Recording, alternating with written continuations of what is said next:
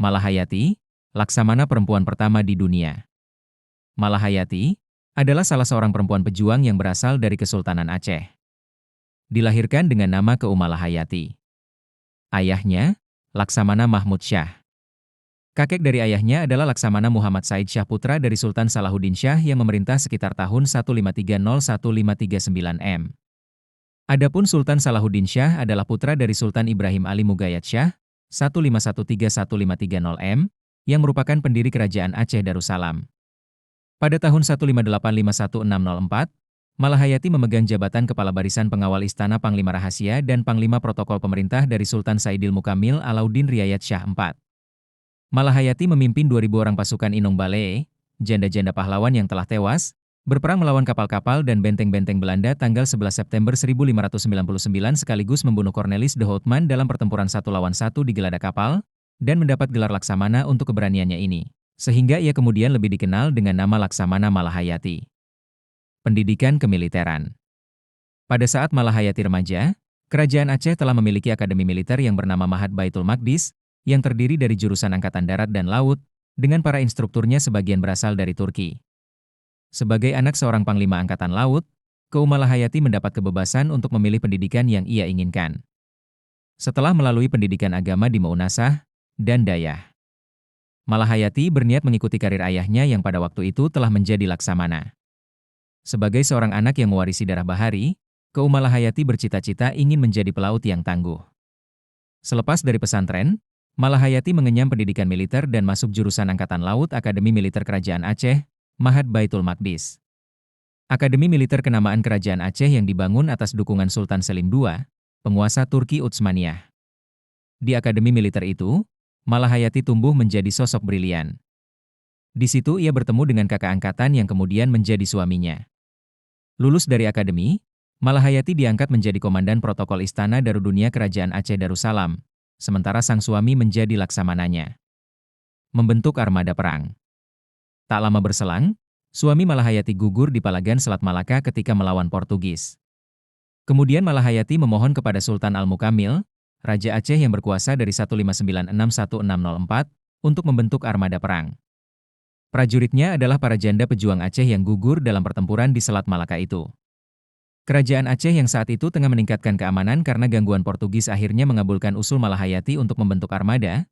Malahayati diangkat jadi Panglima Armada Inong Balee atau Armada Perempuan Janda. Pasukan itu bermarkas di Teluk Lamreh Kraung Raya. Benteng Kuto Inong Balee yang dibangun dengan tinggi sekitar 3 meter. Lengkap dengan meriam.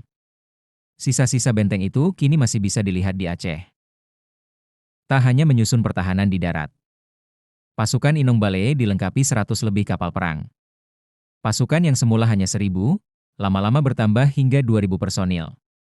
Armada asing yang melintas di Selat Malaka pun menjadi gentar. Pertempuran. Pada 21 Juni 1599, pasukan ekspedisi dari Belanda yang baru selesai berperang dengan Kesultanan Banten tiba di Aceh. Rombongan yang dipimpin Cornelis dan Frederik de Houtman itu disambut baik. Namun armada asing itu malah menyerbu pelabuhan Aceh. Kerajaan Aceh melawan. Laskar Inong Balee pimpinan Malahayati jadi garda terdepan. Pasukan janda itu sangatlah tangguh. Armada Belanda dilibas. Bahkan pada 11 September, de Houtman tewas di tangan Malahayati. Frederik de Houtman ditawan selama 2 tahun. Selanjutnya, pada 21 November 1600 Belanda mengirim pasukannya kembali di bawah komando Paulus van Caerden. Mereka menjarah dan menenggelamkan kapal-kapal yang penuh rempah-rempah di pantai Aceh. Juni tahun berikutnya, Malahayati berhasil menangkap laksamana Belanda, Jacob van Eck, yang tengah berlayar di pantai Aceh. Setelah berbagai insiden, Belanda mengirim surat diplomatik dan memohon maaf kepada Kesultanan Aceh melalui utusan Maurits van Oranjesen, negosiator ulung. Tak hanya sebagai laksamana, Malahayati ternyata juga merupakan sosok negosiator ulung. Pada Agustus 1601, Malahayati memimpin Aceh untuk berunding dengan 2 utusan Maurits van Oranjesen, Laksamana Laurens Bicker dan Gerard de Rey. Mereka sepakat melakukan gencatan senjata. Belanda juga harus membayar 50.000 gulden sebagai kompensasi penyerbuan yang dilakukan van Caerden. Sepak terjang Malahayati sampai juga ke telinga Ratu Elizabeth, penguasa Inggris. Sehingga negeri raksasa itu memilih cara damai saat hendak melintas Selat Malaka. Pada Juni 1602, Ratu Elizabeth memilih mengutus James Lancaster untuk mengirim surat kepada Sultan Aceh untuk membuka jalur pelayaran menuju Jawa. Malahayati disebut masih memimpin pasukan Aceh menghadapi armada Portugis di bawah Alfonso de Castro yang menyerbu Kreung Raya Aceh pada Juni 1606. Sejumlah sumber sejarah menyebut Malahayati gugur dalam pertempuran melawan Portugis itu. Dia kemudian dimakamkan di lereng Bukit Kota Dalam, sebuah desa nelayan yang berjarak 34 km dari Banda Aceh. Penghargaan. Selain dinamakan sebagai nama jalan di berbagai wilayah di Indonesia, nama Malahayati juga banyak diabadikan dalam berbagai hal. Pelabuhan laut di Teluk Ruang Raya, Aceh Besar dinamakan dengan Pelabuhan Malahayati. Selain itu, salah satu kapal perang TNI Angkatan Laut dinamakan dengan KRI Malahayati. Dalam dunia pendidikan terdapat Universitas Malahayati yang terdapat di Bandar Lampung. Sebuah serial film Laksamana Malahayati yang menceritakan riwayat hidup Malahayati telah dibuat pada tahun 2007. Malahayati mendapat anugerah gelar pahlawan nasional melalui keputusan Presiden RI nomor 115 TK tahun 2017 tanggal 6 November 2017 tentang penganugerahan gelar pahlawan nasional.